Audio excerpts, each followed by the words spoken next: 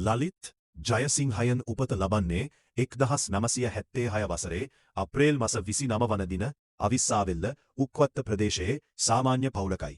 ඔහුගේ පියා අවිස්සාවෙල්ල ෆාන්හැම් වතුයායේ ලිපිකරුවෙකු ලෙස සේවය කළ අතර කුඩා කලා සිටම ලලිත් ජයසිංහයන් එම වතුයායේ දෙමල් ජනතාව සමගද ඉතා කිට්ටු සභාවතාවක් පැවැත්වූ වතු කම්කරුවන්ට පවා ගමන් පහසුකම් සලසා දුන් ඉතා නිහතමානී තරුණයක් වුණා. ඔහු සිය මූලික අධ්‍යාපනය ලබාගත්තේ අවිස්සාවෙල්ල ජනාධිපති විද්‍යාලයනේ සහ කොළඹ ලුම්බිනි විද්‍යාලයනේ. ලුම්බිනි විද්‍යාලාවේ රග්බී කණ්ඩායමේ දස්කම් දැක් වූ ක්‍රීඩකයෙකු වූ ඔහු 1996 වසරේ ජනවාරි 22 වන දින කෙඩෙට් නිලධාරියෙකු ලෙස ශ්‍රී ලංකා යුද හමුදාවේ නිත්‍ය බලකායට බැඳුණා. බංග්ලාදේශ හමුදා ඇකඩමියෙන් මූලික යුද පුහුණුව සාර්ථකව අවසන් කල් ඔහු දෙවන ලුතිනන්වරයෙකු ලෙස 6 වන ගැමුණු හේවා බලකායට ඇතුළත් වුණා. ඉන්පසුව සිය දක්ෂතාවය සහ අසීමිත කැපවීම මත යුද හමුදා විශේෂ බලකායට ඇක්වීමට ඔහු සමත් වුණා. විශේෂ බලකාය බස්කම් සහ සතුරු මර්මස්ථාන විනාශ කිරීම විශේෂ බලකාය 24 වන පාඨමාලාව සාර්ථකව අවසන් කල් ලලිත් ජයසිංහ එම පාඨමාලාවේ හොඳම වෙඩික්කරුවා ස්නයිපර් ලෙස සම්මානයට පාත්‍ර වුණා. පසුව ඔහු 3 වන විශේෂ බලකා රෙජිමෙන්තුවට අනුයුක්ත කෙරුණු අතර ඉන්දියාව, චීනය, බංග්ලාදේශය සහ ඇමරිකාව වැනි රටවලින්ද විශේෂ යුද පුහුණුවීම් ලබා ගත්තා. දිගු දුර විහිදුම් බලාකායේ LRRP අති දක්ෂයෙකු වූ ලලිත් ජයසිංහයන් කුඩා කණ්ඩායම් 8-man teams මෙහෙයවමින් සතුරු භූමියට කිලෝමීටර් ගණනාවක් රහසිගතව ඇතුළු වී ඉලක්ක සපුරා ගැනීමේ මෙහෙයුම් සඳහා සුවිශේෂී දක්ෂතාවයක් දැක්වුවා.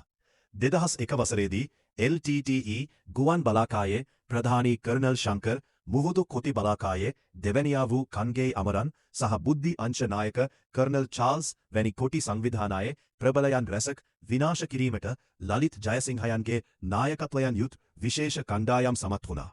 ඔහුගේ ඉලක්ක කිසි දිනක නොවැරදුණු නිසා සතුරු නායකයින් ඔහුට දැඩි ලෙස බියටපත් වී සිටියා. අවසන් මෙහෙයුම සහ අමරණීය පරිත්‍යාගය 2008 වසරේ නොවම්බර් මාසයේදී ලලිත් ජයසිංහයන් සිය අවසන් මෙහෙයුමට පිටත්තු ගියා. ඒ විටත් ඔහුගේ ආදරණීය බිරිඳ වූ කෞශල්‍යා රොඩ්රිගෝ මහත්මිය පස් මස් ගැබිනියක් වයි සිටියා. ඔවුන් විවාහ වී තිබුණේ එම වසරේම ජනවාරි මාසයේදී. බුද්ධි අංශ තොරතුරු මත ඔහු සෙබළොන් 7 දෙනෙකුගෙන් යුත් සිය කණ්ඩායම සමගින් සතුරු පාලන ප්‍රදේශයේ කිලෝමීටර් 30ක් පමණ දුරක් ඔඩ්ඩු සුඩාන් ඝන වනාන්තරය තුළ ඇතුළු වුණා. ඔවුන්ගේ අරමුණ වූයේ මහාවිරු දින උත්සවයට සහභාගී වන කොටි නායකයෙකු ඉලක්ක කිරීමයි. මෙම මෙහෙයුමේදී පළමු ඉලක්කය සාර්ථකව සම්පූර්ණ කර දෙවන ඉලක්කයට ගමන් කිරීමේදී 2008 නොවැම්බර් 26 වන දින සතුරන් විසින් ඔවුන්ව හඳුනාගෙන දැඩි ලෙස වට කරනු ලැබුවා. මෙම දරුණු ගැටුමේදී සතුරු මෝටාර් හොඬයක් වැදීමෙන් ජයසිංහයන්ගේ පාදයකට සහ පපුවට දැඩි හානි සිදු වී ප්‍රධාන රුධිර නාලයක් කැඩී ගියා.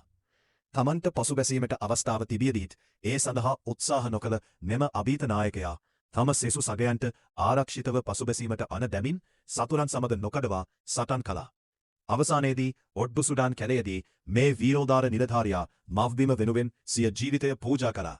පසුව ශ්‍රී ලංකා ගුවන් හමුදාවේ MI-24 හෙලිකොප්ටර් යානාවල සහායන ක්‍රියාත්මක කළ මුදා ගැනීමේ මෙහෙයුමකින් ඔහුගේ සිරුර ඇතුළු සෙසු භටයින් ආරක්ෂිතව ගෙන ඒමට හැකි වුණා. ජාතියේ ගෞරවාදර යමරණින් මතු ඔහුට ලුතිනන් කර්නල් නිලයට උසස්වීමක් හිමි වූ අතර ඔහුගේ මෙම අසමසම වීරත්වය සහ නායකත්වය වෙනුවෙන් ශ්‍රී ලංකාවේ ඉහළම යුද සම්මානය වන පරම වීර වික්‍රම විභූෂණ PWV පදක්කම 2012 වසරේදී ජනාධිපතිවරයා අතින් පිරිනැමුණා. ඊට අමතරව ඔහු වීර වික්‍රම විභූෂණ දෙවරක් රණ වික්‍රම පදක්කම රණ ශූර පදක්කම සහ දේශපුත්‍ර සම්මානය ඇතුළු පදක්කම් රැසකින්ද පිදුම් ලබා තිබෙනවා. 2008 දෙසැම්බර් පළමු වන දින ඔහුගේ උපන්ගම වූ උක්වත්ත ප්‍රදේශයේදී පූර්ණ හමුදා ගෞරව සහිතව ඔහුගේ අවසන් කටයුතු සිදු කෙරුණා.